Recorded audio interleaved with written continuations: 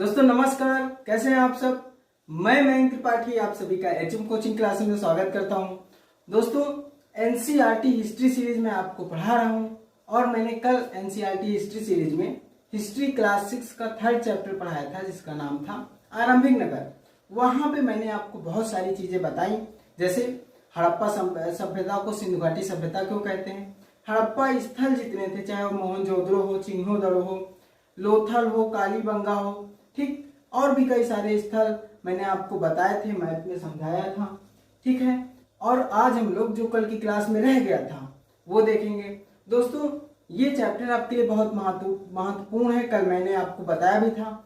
आप चाहे किसी भी एग्जाम की तैयारी कर रहे हो, जैसे आप वनडे एग्जाम की तैयारी कर रहे हैं, मान लीजिए आपको लेखपाल की तैयारी करनी है, आपको यूपीएसआई की तैयारी करनी है, एमपीएसआई की तैयारी करनी है, सुपर टेट की आप तैयारी कर रहे हैं, या कोई भी एग्जाम हो, उसके लिए ये चैप्टर महत्वपूर्ण है।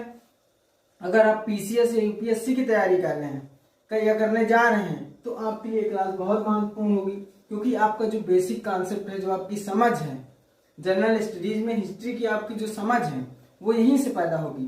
दोस्तों जो चीजें किताब में लिखी हैं मैं वही बताता हूँ, कुछ चीजें जो आपके लिए महत्वपूर्ण है वो भी ऐड कर देता हूँ, लेकिन आप जब केवल किताब पढ़ेंगे तो किताब पढ़ने से आप चीजों को पढ़ लेंगे, ठीक है। लेकिन अगर आप ये क्लास देख लेंगे तो आपको लगेगा कि हाँ आपको सारी चीजें समझ में आ गई हैं, मैं मैप के माध्यम से आपको चीजें समझा रहा हूँ। आप लगातार एनसीईआरटी सीरीज फॉलो करते रहिए, ठीक है। आप एक दिन ज्ञान की चरम सीमा में पहुंचेंगे, ठीक है। चलिए शुरू करते हैं हम लोग। दोस्तों कल मैंने आपको सारे स्थल बताए थे, बता दूं आपको कि पाकिस्तान का पंजाब प्रांत और सिंध प्रांत, ठीक, भारत का पंजाब, हरियाणा, राजस्थान और गुजरात और उत्तर प्रदेश का आलमगीर नगर, यहाँ पे आप मान सकते हैं कि यही जो राज्य हैं यहाँ पे हड़प्पा सभ्यता पाई गई है, ठीक। मैं आपको और बता दूं कि यहाँ पे मिट्टी के लाल बर्तन जिन पर काले रंग के चित्र बने थे, ठीक। इन स्थलों में जितने भी स्थल मैंने बताए हैं, मिट्टी के लाल बर्तन बहुत ही खूबसूरत बर्तन थे, ठीक। उस पे काले रंग की परत क्या थी, काले रंग के चित्र बने थे, ठीक। पत्थर के बाट, यहाँ पे पत्थर के बाट भी यूज किए जाते थे, मोहरे थी, मनके थे, तांबे के उपकरण और पत्थर के लंबे ब्लेड आदि यहाँ पे पाए गए हैं, ठीक। हर जगह कुछ ना कुछ पाया गया है, हर जगह समानता है। कारण आप पिछली क्लास में देखें कि हड़प्पा को सिंधु घाटी सभ्यता क्यों कहते हैं, और सारे स्थलों को, चाहे वो मोहनजोदड़ो हो, चाहे वो हरियाणा की राखीगढ़ी हो, सबको हड़प्पा सभ्यता ही क्यों कहा जाता है, इसका कारण मैंने आपको पिछले वीडियो में बताया है। दोस्तों यहाँ पे देखेंगे, कल मैंने आपको ये सारी चीजें बता दी कि कहाँ क्या है, आज हम देखेंगे कि कहाँ क्या मिला है। जैसे आप कालीबंगा देख रहे हैं और लोथल, कालीबंगा राजस्थान में है, लोथल गुजरात में है, इन दोनों जगह अग्निकुंड पाए गए हैं। अग्निकुंड यानी कि उसमें यज्ञ होता था, क्या होता था, यज्ञ। कालीबंगा और लोथल, यहाँ पे है कालीबंगा, यहाँ है लोथल, कल आप समझ ही गए हैं। तो यहाँ पे पाया क्या गया है, अग्निकुंड पाया गया है। कालीबंगा मैंने आपको बताया था घग्गर नदी के किनारे, और लोथल भोगवा नदी के किनारे। भोगवा लोथल में बंदरगाह मिला है, गुजरात के लोथल में बंदरगाह पाया गया। बंदरगाह बहुत महत्वपूर्ण है, ठीक। बार बार प्रश्न पूछा जाता है कि किस स्थान पर बंदरगाह मिला है, तो आप कहेंगे कि गुजरात के लोथल में बंदरगाह मिला है, यह आपके लिए महत्वपूर्ण है। अब मुख्य चीज ये है यहाँ पे कि कच्चा माल, कच्चा माल क्या है, और ये लोग जितनी जरूरत थी इनको, हड़प्पा वासियों को जो जरूरत की चीजें थी वो कच्चे माल के तौर पर उपयोग कर लेते थे, लेकिन कुछ चीजें ये इनके पास नहीं थी, ये कुछ चीजों का आयात करते थे। तो कच्चा माल क्या होता है, कच्चा माल वे चीजें होती हैं जो हम प्राकृतिक रूप से पाते हैं या कोई कृषक या पशुपालक उत्पादित करके देता है, ठीक। जैसे दूध, ठीक है, धान यानी कि खेती से हमें क्या मिला, चावल मिला, गेहूं मिले, ये सब क्या है, कच्चा माल आप मान सकते हैं। लौ एस्क जो हो गया वो क्या है, कच्चा माल। लेकिन ये लोग आयात भी करते थे। सोचिए आज से लगभग 4700 वर्ष पूर्व की सभ्यता है, उस समय लोग आयात करते थे, ज्यादातर इनका व्यापार मेसोपोटामिया के साथ चलता था। ठीक है, तो मैं आपको बता दूं कि तांबा, ये जो तांबा देख रहे हैं, तांबा ये लोग राजस्थान से आयात करते थे। राजस्थान है यहाँ, तो राजस्थान में आपको पता है, जब मैं आपको भारत का भूगोल पढ़ाऊंगा तो बताऊंगा कि राजस्थान में सबसे ज्यादा, भारत में सबसे ज्यादा तांबा राजस्थान में पाया जाता है। तो राजस्थान से ये लोग कहाँ आयात करते थे? हड़प्पा में, मोहनजोदड़ो में, चुन्होदड़ो में। ये हड़प्पा है, मोहनजोदड़ो है, ये चुन्होदड़ो। ठीक, और भी जैसे लोथल में आया तांबा, लोथल में भी तो लोग रहते थे, तो कहाँ से आएगा? राजस्थान से आएगा। आशा है आप समझ रहे हैं। ये कालीबंगा और लोथल में अग्निकुंड मिला है, ये तो आपको पता ही चल गया। ये प्रश्न पूछा जाता है, इसीलिए मैं इसको वरीयता दे रहा हूँ बार बार कि अग्निकुंड के अवशेष कहाँ से मिले। ऑप्शन में या तो कालीबंगा देगा या तो लोथल देगा। ठीक, अगर पीसीएस का प्रश्न होगा तो कहेगा कि केवल एक, केवल दो, ऐसे इस टाइप के प्रश्न आते हैं ना। तो तांबा कहाँ से आता था? राजस्थान से लोग आयात कराते थे, हड़प्पावासी, या ओमान से। ये भारत है, पाकिस्तान, अफगानिस्तान और पश्चिम में जाएंगे तो कौन सा देश मिलेगा? ओमान मिलेगा। तो ओमान और राजस्थान से हड़प्पावासी क्या करते थे? तांबे का आयात करते थे। पहली बात आप जान लीजिए। देखिए, अगर आप पीसीएस की तैयारी कर रहे हैं ना, तो वहां पे इस प्रकार के प्रश्न आते हैं। प्रश्न आएगा कि हड़प्पावासी, ऐसे प्रश्न आ सकता है कि अग्निकुंड के अवशेष लोथल से मिले हैं, एक कथन ये दे देगा। दूसरा ऑप्शन देगा कि तांबे का आयात ओमान से होता था। ठीक, तीसरा दे देगा कि हड़प्पा में भंडार ग्रह मिला है। ठीक, ऐसे ऑप्शन दे देगा, फिर पूछेगा केवल एक सही, केवल दो सही। तो आपका बेसिक कॉन्सेप्ट यहीं से बनेगा। वनडे एग्जाम में डायरेक्ट क्वेश्चन पूछ सकता है कि हड़प्पावासी तांबे का आयात किस देश से करते थे? आप कहेंगे ओमान। ठीक है, आशा है आप समझ पा रहे हैं। टीम, अगला है टीम। देखिए, ये लोग कांसे की मूर्तियां बनाते थे, कांसे का उपयोग कर लेते थे। ठीक है, तो कांसा कैसे बनता है? कांसा, तांबा और टिन से बनता है, टिन। ठीक, आप साइंस में पढ़े होंगे, नहीं पढ़े होंगे तो मैं एनसीईआरटी सीरीज में साइंस में पढ़ाऊंगा तो आपको पढ़ाऊंगा। ठीक, तो ये कांसा तांबा और टिन से बनता है। तांबा कहाँ से मंगाते हैं? राजस्थान और ओमान से। टिन कहाँ से मंगाते हैं? ईरान और अफगानिस्तान से। ईरान और अफगानिस्तान से, यानी कि ये दोनों चीजें विदेश से आती थी। कहाँ? ये पाकिस्तान हो गया, इसके बगल में अफगानिस्तान और इसके पश्चिम में ईरान। ठीक, तो टिन आता है ईरान और अफगानिस्तान से, तांबा आता है राजस्थान और ओमान से। ठीक, सोना, सोना कहां से आएगा? सोना अपने भारत में ही है। ये कर्नाटक देख रहे हैं आप, यहां देखिए कर्नाटक, ये कर्नाटक में यहां पे है कोलार और ये है हट्टी। आपको मैं जब भारत का भूगोल पढ़ाऊंगा तो ये सारी चीजें बताऊंगा, लेकिन अभी जान लीजिए कोलार और हट्टी से ये लोग आयात करते थे। किसका? सोने का। आशा है आप समझ पा रहे हैं। यहाँ पे कर्नाटक है, कर्नाटक में ये के क्या है? कोलार है, एच क्या है? हट्टी। ठीक, कोलार और हट्टी ये खाने हैं, यहाँ से सोना प्राप्त होता है। भारत में सर्वाधिक सोना यहीं से प्राप्त होता है। ठीक, तो ये भी प्रश्न पूछा गया है कि भारत में सर्वाधिक सोना कहाँ पाया जाता है? आप कहेंगे कोलार और हट्टी की खानों से। पूछा जाएगा भारत में सर्वाधिक तांबा कहाँ पाया जाता है? आप कहेंगे राजस्थान।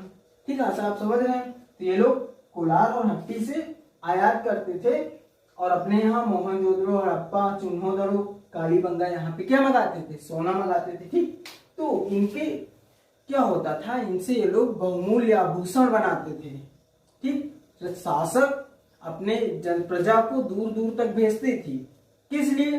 कि जाओ लेकर आओ, क्या आप लेके आइए, सोना लेके आइए, इनसे क्या बनेगा? बहुमूल्य आभूषण बनेंगे। बहुमूल्य धातुएं मंगाते थे, जैसे तांबा मंगाते थे, टिन मंगाते थे, तांबा टिन मिला देते थे। ये भी जानते थे कि इससे क्या बनता है? कांस्य बनता है।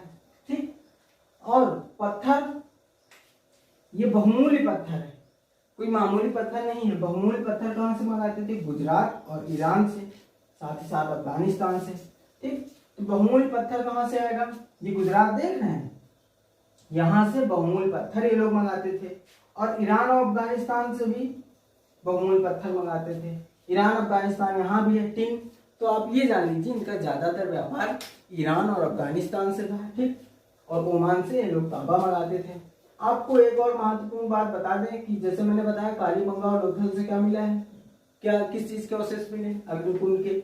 ऐसे ही हड़प्पा, मोहनजोदड़ो और लोथल ये है रावी नदी तट पर कौन सा हड़प्पा, और सिंधु नदी के तट पर क्या है मोहनजोदड़ो, ठीक, और ये है चिन्होदड़ो। तो हड़प्पा, मोहनजोदड़ो और लोथल यहाँ पे बड़े बड़े भंडार गृह मिले हैं। मैंने लिख दिया है, आप नोट कर लेंगे कि लोथल, मोहनजोदड़ो और हड़प्पा यहाँ से बड़े बड़े भंडार गृह मिले हैं। यहाँ पे कई चीजें रखी रहती थी, ठीक। भंडार गृह क्या होता है, चीजों को एकत्रित करना, एकत्रित करके रख देना। तो लोथल, मोहनजोदड़ो और हड़प्पा में क्या था, बड़े बड़े भंडार गृह थे, ठीक। आशा है आप समझ गए हैं ये बात। और कालीबंगा और लोथल में अग्निकुंड था। तो आज से लगभग 8000 वर्ष पूर्व मैंने आपको बताया था कि ये जो पाकिस्तान है ये भारत हो गया, ये पाकिस्तान है, ये ऐसे पाकिस्तान मान लीजिए। तो यहाँ पे किरधर और सुलेमान पर्वत थे, किरधर और सुलेमान पर्वत पहली क्लास में बताया था ये बात। उसके बाद बताया कि यहाँ पे क्या है, मेहरगढ़, मेहरगढ़ और किरधर सुलेमान पर्वत के आसपास का एरिया है जहाँ पे सबसे पहले खेती करने के अवशेष मिले, जौ और गेहूं की खेती की गई थी। उसके बाद आज से लगभग 7000 वर्ष पूर्व कपास के अवशेष मिले हैं, कपास की खेती के, ठीक। 8000 वर्ष पूर्व किसके मिले हैं, गेहूं और जौ के।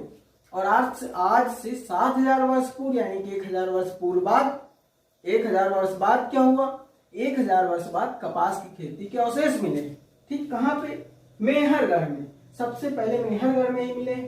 तो उसका हड़प्पा सभ्यता से ये संबंध है कि हड़प्पा जो अवशेष मिले हैं हड़प्पा सभ्यता में, उसमें चांदी यानी कि कुछ धातुओं में सिमटे हुए कपास यानी कि कुछ सूती कपड़े मिले हैं, आप ये मान सकते हैं, कुछ कपड़े मिले हैं धातुओं से चिपके हुए।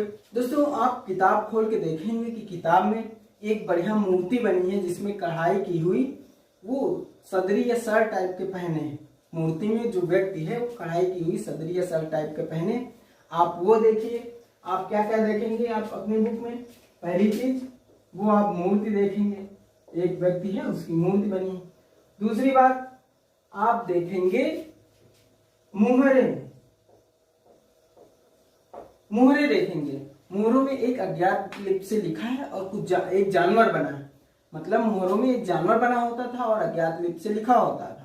वो लिपि आप मान सकते हैं भारत की सबसे प्राचीन लिपि है, जो जिसको अभी तक पढ़ा नहीं जा सका है, विद्वान लोग पढ़ने की कोशिश कर रहे हैं, ठीक। वो अज्ञात लिपि में, मोहरों में अज्ञात लिपि हमारे लिए तो अज्ञात है ना, तो वो अज्ञात लिपि में, अज्ञात लिपि मोहरों में बनी हुई है, एक जानवर भी बना है, ठीक।